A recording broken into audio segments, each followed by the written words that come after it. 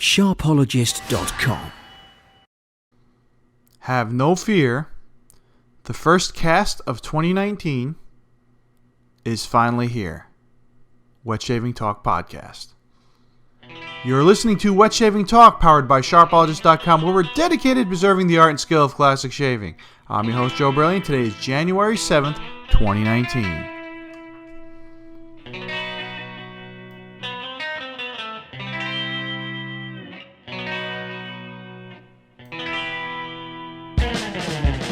Hey guys, welcome back to the podcast here with that special intro. We have a little bit of a different type of show for you today. First off, we'll talk about the new year. That's right, Happy New Year. As this is our now going into our fourth year of podcasting. Awesome. We started in 2015 and we're going to keep going through 2019. So I'm really excited for this year. So excited that I wanted to talk about stuff to look out for in 2019.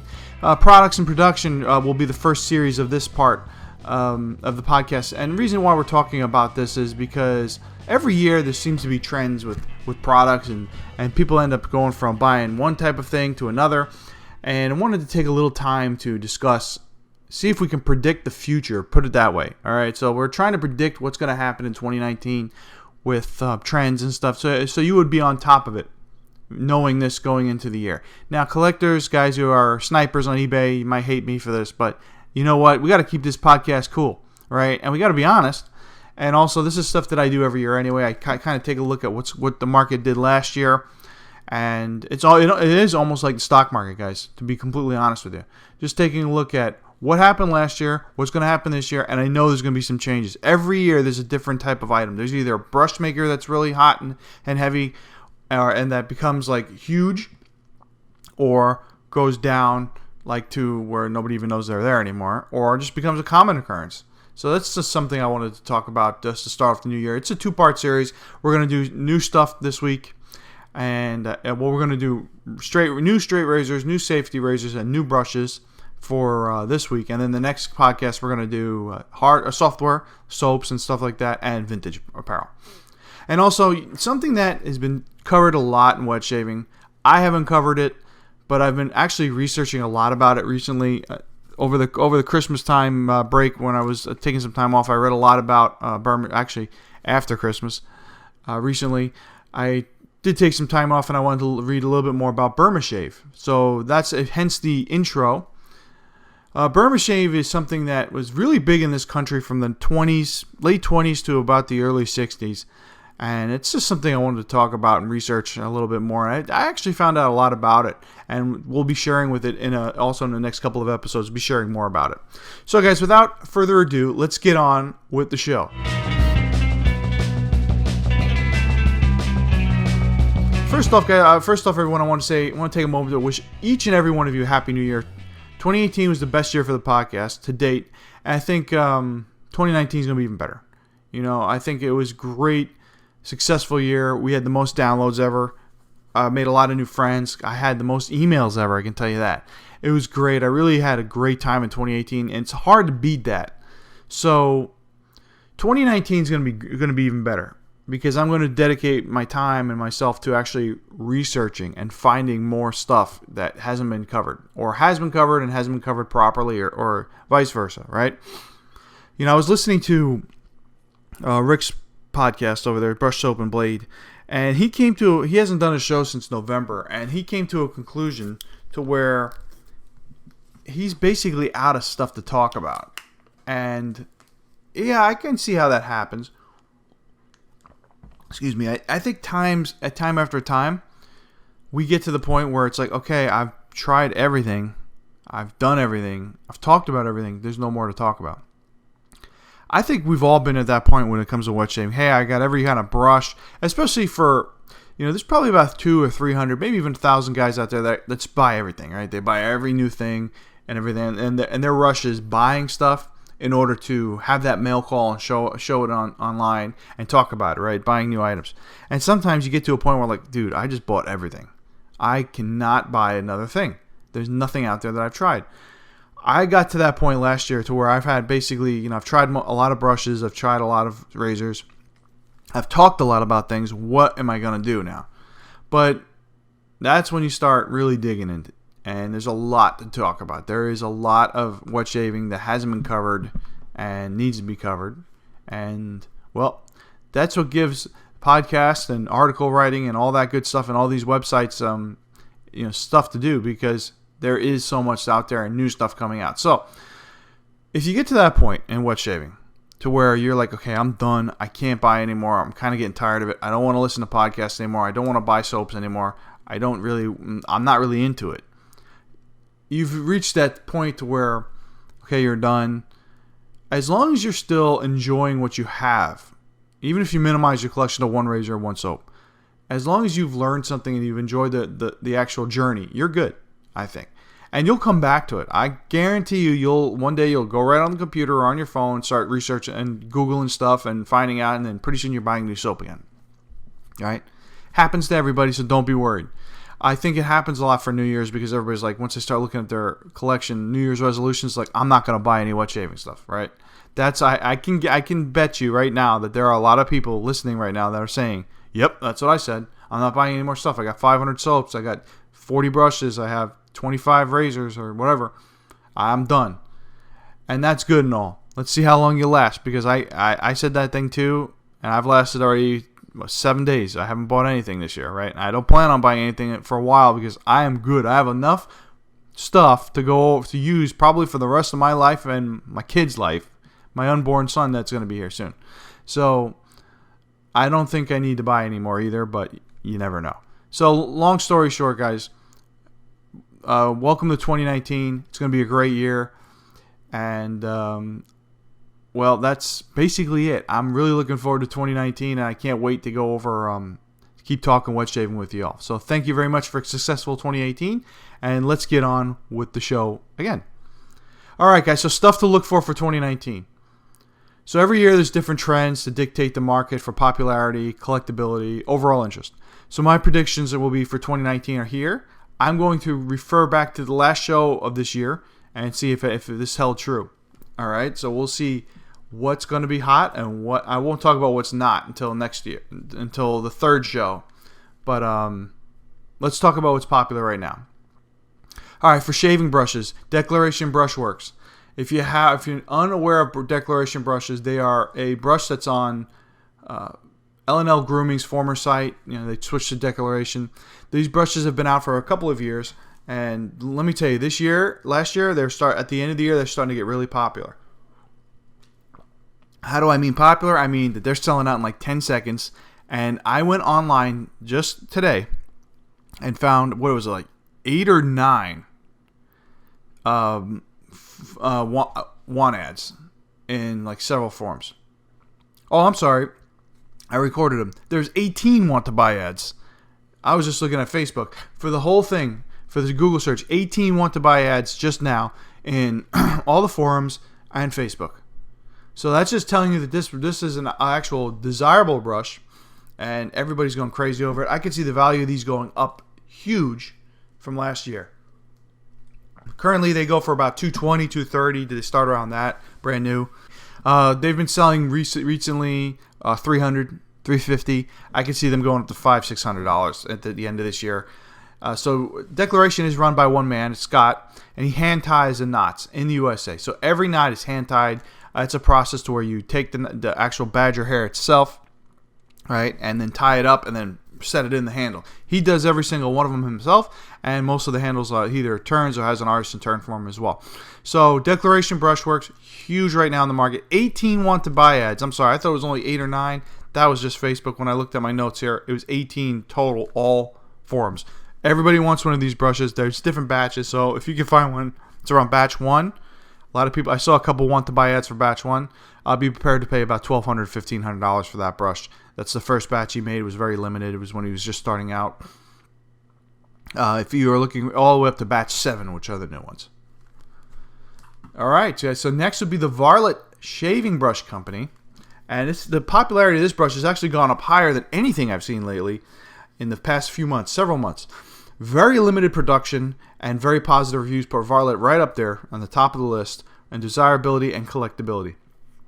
Another brush that's fully made in the USA. It's another that's made by Soul Craftsman, and the knots are all hand tied in the handle, just like or or hand-tied, period, with loose badger hair here in the USA as well by one craftsman's name is Aldo.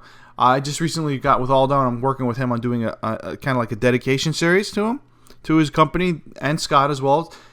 What I do is with those dedication series is I kind of like to preserve the actual company for future generations. I've done it with a couple razors and stuff like that. Why am I doing that? It's because I could tell you right now, when I was researching or trying to find stuff about Gillette, it's very hard because everything's hearsay. Everything's, it might have been like that. Nobody knows anything. Nobody kept any records. So it's a little tough to find out.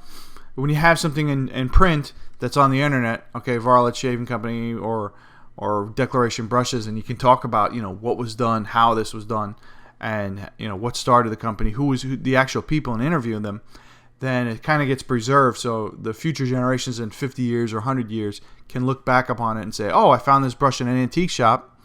What's all about it? And they'll actually have something to look forward, to read about. So Varlet, I do have one of the Varlets. I have one of the early Varlets when it first came out. Beautiful brush, great knots, and I do have a Declaration brush as well. I'm very impressed with them. They're great items, so if you do get a chance to get one, just try not to overpay too much for them. Varlet hasn't had a release in the last since probably, I want to say, September, and it's very limited too. So just make sure you're checking and emailing and all that stuff as constant as possible to find out when the next release is if you're interested in one of those brushes. Next on the list will be Black Eagle Shaving. Now this is a very small company. It's so small they do not even have a website. All right, you can make all your inquiries for this. For the South African artisan via Facebook. These brushes are all made in South Africa, so if you're in the U.S. or anywhere else, they will take some time to ship, and it's a little costly to ship. But production is getting to be limited, and it's more than the competitor. So he does make more brushes than the first two that we talked about, and he's starting to hand tie his own knots. So the hit or miss with the hand tying of the knots. There's some special edition ones. These are still readily available if you send them a message on Facebook, but not for much longer, I don't think. I think this is going to be the artisan that everybody's going to be looking for this year, to be honest. I think the other two we've already known have been pretty busy. Black Eagle Shaving has been kind of new. He's coming out with some really nice brushes, and the hand-tied knot thing is a big deal.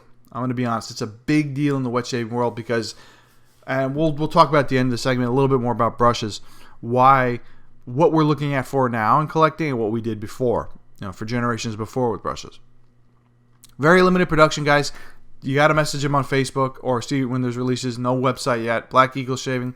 Remember, it is out of South Africa, so shipping takes a long time from there, and it's also a little bit expensive. So just prepare to put that in your budget. If you see the brush selling like $150, $160, plan on adding about another $20 to it for shipping. And finally, Woborg Shaving Company.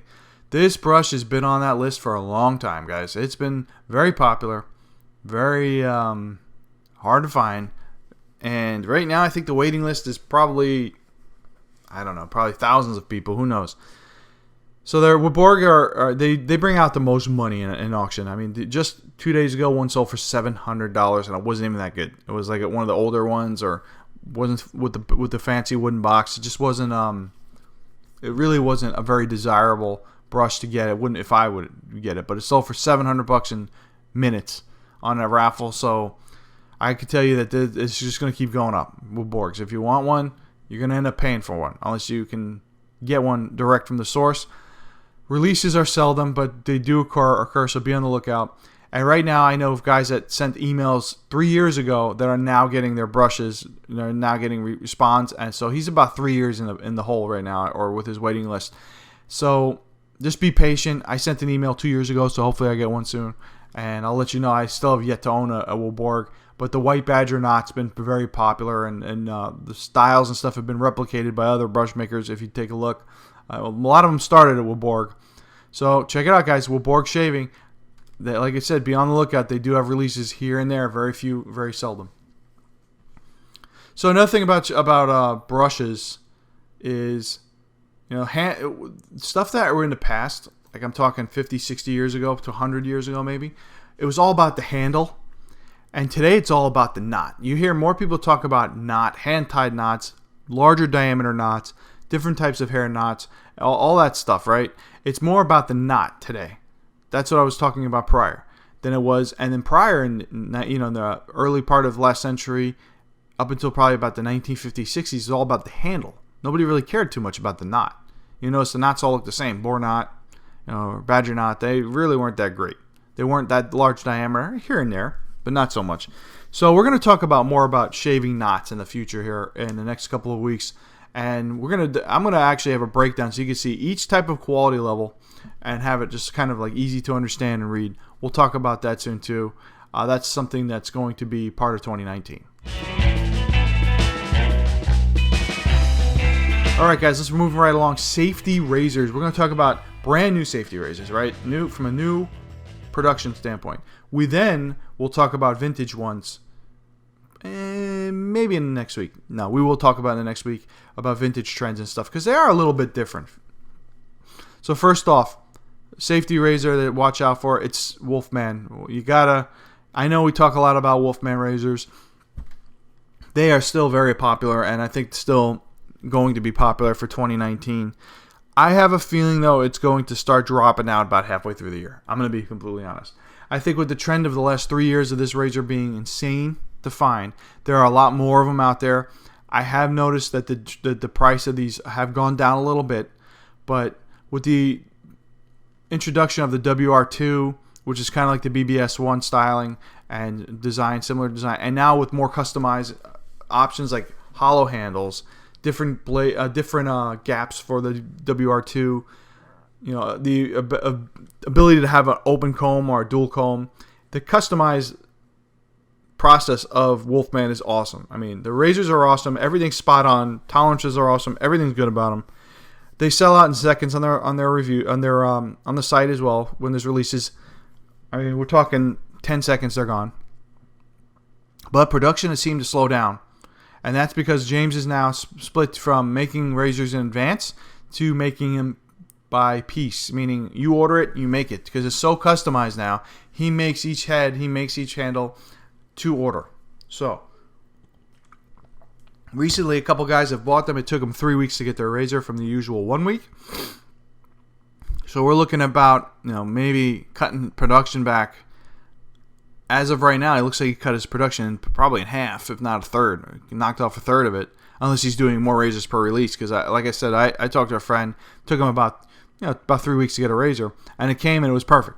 So it was exactly what he wanted, and that's what happens with the more the customization of products. So you're truly getting what you want when you order directly from Wolfman. Now, on the secondary market, they're still high. I think you'd still probably go about 50% more when you buy one, but I don't think it's going to be as crazy as it has been. So be on the lookout. We'll see what happens with Wolfman this year. I don't see them slowing down with popularity, so I still think it's going to be pretty big. And right now, it's still the hottest thing, third year in a row. And when it comes to safety razors, everybody wants one.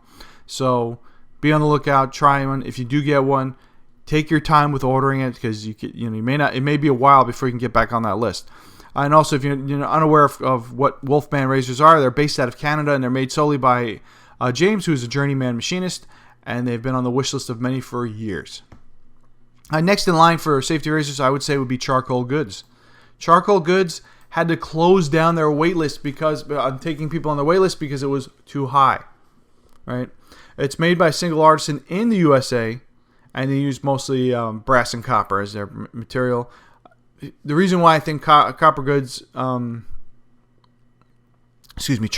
is going to be really big is because they have version 2 coming out, and they're going to use stainless steel as well. And when that comes out, I think it's going to go crazy. So if you haven't tried Charcoal Goods, sometimes they have stock online to where they have pre-made razors made and you can buy one. I've been fortunate. I have one, and I was able to review. I bought one of the pre-made ones, and my number actually came up on the list. And I was like, oh man, I'm on sabbatical. I can't buy it. I'm still on the fence of getting another one because I want to wait for that version 2. But I really enjoy the chart. I mean, they do shave well. The level 2 is awesome. It's like right, perfect in between. Great, not too aggressive. Great actual gap.